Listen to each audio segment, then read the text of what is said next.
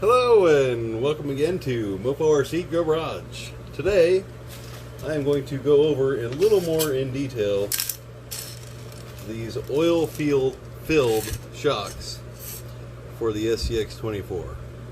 So these look very similar to a regular aluminum shock you might see. Aluminum cap, aluminum body, metal shaft,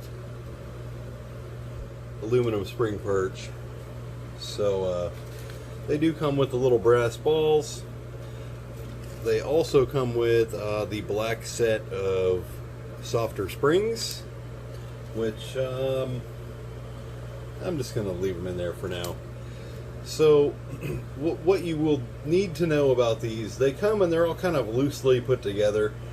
You are expected to take and tighten everything up, add oil. You'll have to have your own oil because they do not come with oil. What I had used in the previous video was just this Traxxas silicone shock oil. You could pretty much use any kind of shock oil you can find in there, any kind of different weights, anything like that. The piston inside this shock is rather large, so I wouldn't put too thick of an oil in there. Maybe tops 30 weight, 30, 25, 27, 20 weight, maybe 50 weight, maybe. You could try it and find out, or you could even just put a drop of grease in there maybe if you want. But what you'll want to do first off is realize these are very precision made. These are not just the standard shock with the screw going through the middle that goes into the bottom cap here to hold the spring on. There's an actual shock shaft in here with a threaded end on each ends. The threaded end going into here threads into the shock piston. So if you take this out like that and you just start spinning this thing, it might come off of, well, there's the bottom part. It might come off of that piston if you spin the shaft enough. You spin that shaft enough and the piston, the shock shaft may come out of the piston. So be wary of that, and if it does come out, be very careful putting it back in, because there is two O-rings, teeny tiny O-rings inside this shaft body here and the shock body here. Teeny weeny tiny O-rings, and if those fall out, you're pretty much screwed. If those fall out, you can contact me and maybe I can just send you a new body if need be, as opposed to having to buy the whole new set again. We could work something out with that. But do try to be careful. If you have these installed at a very wicked angle like that, and you're using big huge tires on the front, and you turn and your tires hit the spring and it makes the spring spin, that might cause the shaft to unscrew from either the bottom or from the piston, and then you'll just be in the same boat. So you'll lose the spring, you'll lose the bottom, you'll lose the top, you lose something. You're probably going to lose something if that's the case. So try to make sure these don't contact your tires when you turn. If you have some really big tires and shocks at an angle placed on the frame or something, make sure they don't contact it when you're turning. So first thing, like you just saw, I just unscrewed that little bottom shaft. That's not really how I would tell you to unscrew them. What I would tell you to do to unscrew that bottom shaft, pull the spring up, grasp the shaft with your fingers, and then turn the bottom cap like so while you're holding the shaft with the spring out of the way. That will allow you to take the spring off. The silver one is the stiffer of the springs that come with them. The black ones are very light. The silver is kind of a medium strength spring. So if you want really light springs, go ahead and do this and just put those black ones on. The shock cap, the top cap here, also does have an O-ring inside it. So when you remove this, make sure that O-ring doesn't fall out, that's inside there, to seal the actual shock to the cap. Make sure that O-ring doesn't fall out. Also, when you tighten this back up, make sure that little adjustable collar there is not too close to here, so when you tighten it up, you only tighten it up partially, and then you're just leaking all the shock oil out of the top and getting dirt all over everything and scratching up the shock shaft. So make sure you get this little spring adjuster nut moved down out of the way before you tighten this back on. And also, like I said, look for that O-ring. Make sure it does not fall out when you unscrew this. When you screw the cap back on, okay, I'm just going to go ahead and screw it on. Just lightly snug it, and then maybe a little bit past snug. If you crank it down too much, you might cut the O-ring, or you might cause the O-ring to pop inside the shaft body, the shock body, and then you'll lose your seal and your oil will leak out, and you'll get a big mess everywhere of dirt and gum and grime and all that stuff. So inside here, I don't know if you can see inside here, there's a tiny brass piston. You see that? So that tiny brass piston, that does not have an O-ring or anything on it. It's just a little brass piston. Try not to push the shaft all the way out. If you push the shaft all the way out, like I was saying earlier, those little O-rings may pop out of the little spot they're in, and you'll just kind of be screwed again. So try not to push that out if you're playing with this at all. But you can push that up, and you can kind of see the little threaded hole in the middle of that shock piston. That's where the shaft screws into. So maybe just, you know, try not to dick around with that too much, because you don't want that coming out of there. You might even just pull the shaft down and turn it to the right, you know, to make sure it is tightened in there all the way while you're assembling these for the first time. Let's see. So what I would recommend as far as what you're going to do, if you're going to change the springs, change them while you don't have any fluid in them. Change them out, get it put back together. I'm not going to change the springs on this one right now. I'm just going to go ahead and put the silver spring back on. Same thing, push the spring down, hold the actual shaft while you tighten on your spring perch lower mount here. And you'll feel it snug up and your fingers will start to spin with the shaft. Just squeeze really hard while you turn that and try to get that shaft on there good. You could also use a pair of needle nose or wire strippers or something, you know, with a needle nose type end, kind of like this. Don't just grab the shaft with it though, because you'll scratch it up and then you'll tear the O-rings. So what you want to do, if you really want to tighten that more, which I wouldn't really recommend tightening too much, but what you could do, you could do one of two things. When you have that little spring perch off the bottom, put a teeny tiny bit of Loctite, blue Loctite in there, screw it in by finger, snug it, let it dry. Do that before you get oil everywhere, obviously, because you don't want oil spilling all over everything and then trying to put Loctite on. It's not going to work. If you do decide to use something like this, find yourself some kind of tape. You know, it really doesn't matter what kind of tape. You could use electrical tape. You could use a blue painter's tape like this. Just take that, maybe stick it in here like so. You know, now I've got something I can squeeze that shaft with without marring it up too badly. You can even get some scissors, cut off the excess if you want. Just like this. And then you've got yourself a little clamping device that might not scratch up that shaft too badly. Just don't squeeze too hard while you do it. Now I'll kind of show you here on this one. I'll go ahead and get that shaft pushed down, spring out of the way, squeeze just a little bit, and then you can put that little perch back on after you've changed the spring or whatever you're going to do, and just lightly snug it. You know, don't put these on too tight. You might never get off again. Now for the top, when you go to unscrew the top cap, like I said earlier about the bottom, same thing. Pull the spring down, grasp the body. Don't grasp the bottom in turn. You may unscrew that piston on the inside of the shock. You do not want to do that. So now I've got this one open as well. While I've got this open, I'm going to bring that little collar down, the little spring adjuster nut. I'll go ahead and do that to all of these real quick, just to make sure everything is pretty snug here as I'm doing this. Make sure there's no loose parts that are going to fall off. And, you know, you're just going to destroy your $25, $30 investment, whatever you're paying for these. Put those aside. Oh, you actually go and take the top cap off. Take the top cap off by, once again, grasping the body. Grasping the body again, slide that little nut down. Do the same thing to this one. Take the cap off. Put that down. Look inside each of them. Make sure there's not a big black O-ring in there. If there's a big black O-ring in there, it probably fell out of one of the caps, and you'll need to go ahead and fish it out and put it back inside the cap. And you can look inside the cap too, and you'll see, I don't know if you can see it on the camera, may just be too dark. In the very tipsy-topsy of this cap, there's a black O-ring that you probably won't ever be able to see on my camera here.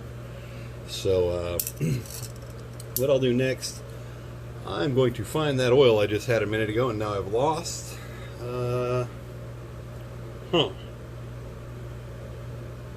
There it is.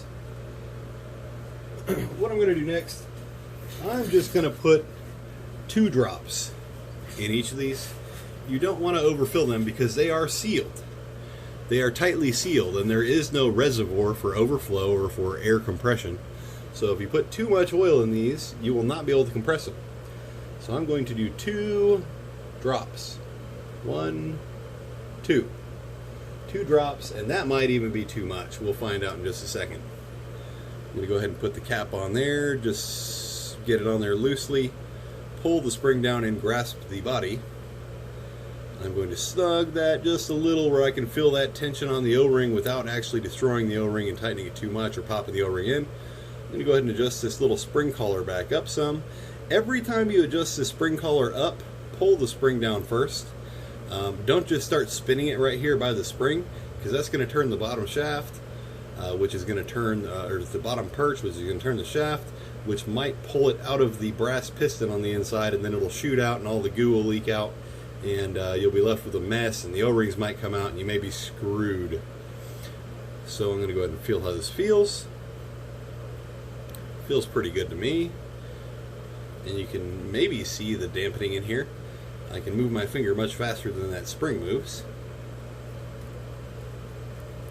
And this is with the tight spring. With the black spring, it's even slower. And you could run a little bit thicker oil, like I said, maybe tops around 50. But, you know, experiment and find out. I haven't really experimented too much with different oils on these. So that one now has oil in it. And at this point, if you're going to finish putting these together, let me go ahead and just open the rest of this up, I suppose. I really didn't want to have to, but I guess I will.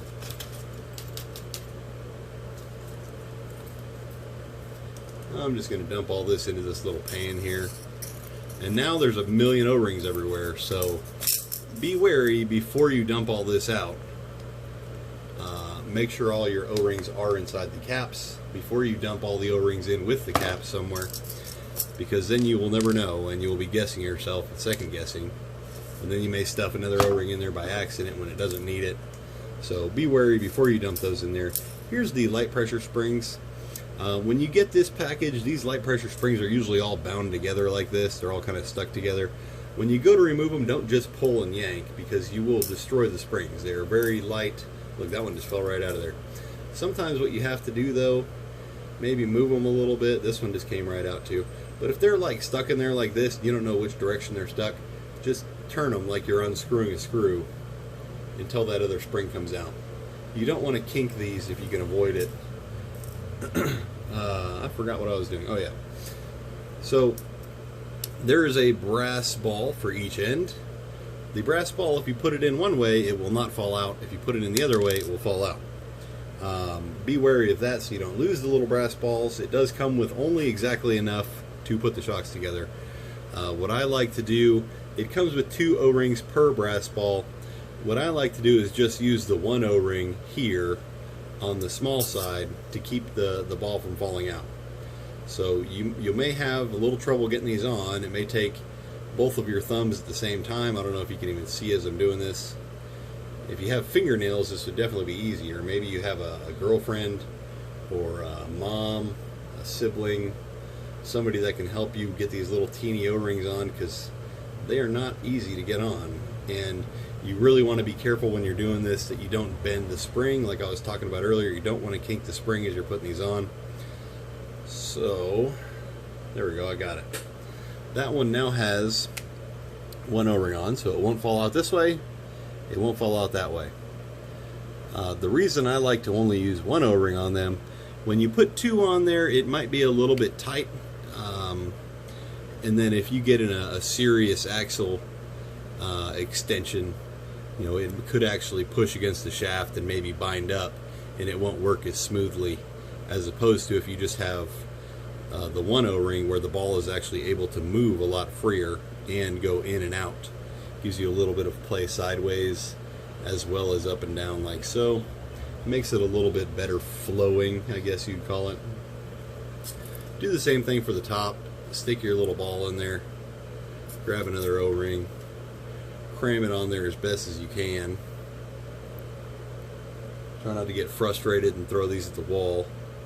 Try not to shoot the O-rings in your eyes either while you're doing this. You might want to wear safety glasses just in case. Alright, we have one built shock with oil in it. And as you can see, it is not leaking everywhere. You do have full compression right now and extension. Now if you put too much oil in the shock, you will not get full compression. These are sealed in a way that, like I was saying earlier, too much oil is actually a problem. So we'll just try one extra drop. We have two already. Let's see what one extra drop does. Okay, there's 3. That is 3 drops of oil. Let's see if we screw this cap on, if we still get full compression. Oop, almost lost it.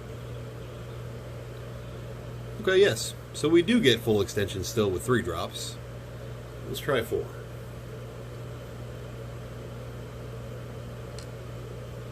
Uno mas.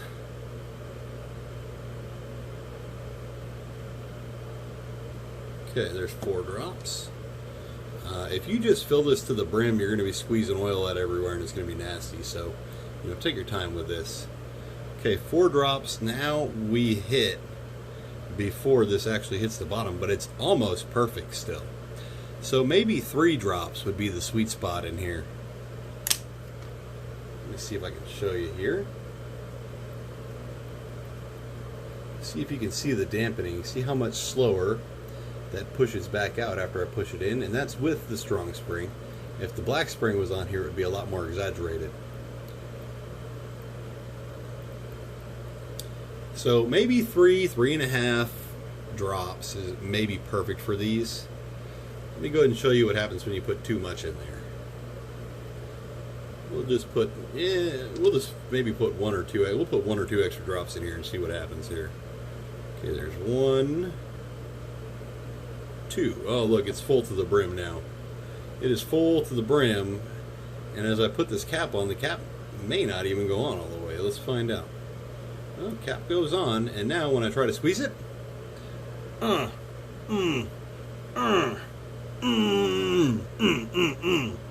it only moves about half of the travel. And so if you run into that where you can only move this thing about halfway, go back and just take the cap loose a little bit, squeeze it. Goo is going to go everywhere. Squeeze it a couple times, try putting the cap back on again, try it again, and we're back to good. But now you've got a big gooey mess on the shock shaft, and you're going to need one of these special tools here, a paper towel. Go ahead and wipe that extra goo off, and boom. And it appears, oh, I put the wrong cap on. Let's see, I thought I lost one of the shock balls, but I put a different cap on it. So that is the how to do, what to do, if to do, and when to do of the little oil-filled shocks. These are a tiny bit longer than a stock length shock is. Maybe 2 millimeters. Let's see. I'll try and compare when I'll put the regular cap back on that belongs on here. Grab the stock one. Let's see if we can notice length difference here. I'll try to line the holes up as best as possible. Right about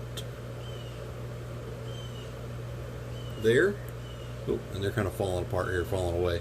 So you can see they're maybe 1 to 2 millimeters longer from eyelet to eyelet, or hole to hole, or whatever you want to call it. If this thing was, straight here. Hopefully you can see that. So they are just a hair longer than a stock shock is, which really is all you need on these little things. you start putting really long shocks on here, and then bless me, and then you run into the well, where do I mount them at scenario, and then you run into the more prone to binding scenario, and you just run into a lot more problems that really aren't necessary, and there's not really a good reason to have a super long shock on these unless you're doing some weird special monster truck build or something like that. For the most part, what you're going to be doing with these little rigs, crawling around, doing stuff like that, these shocks are going to be perfect length for them. I appreciate you watching. Have a good night, and if I don't see you before the weekend, enjoy your weekend as well. Thank you, and good night.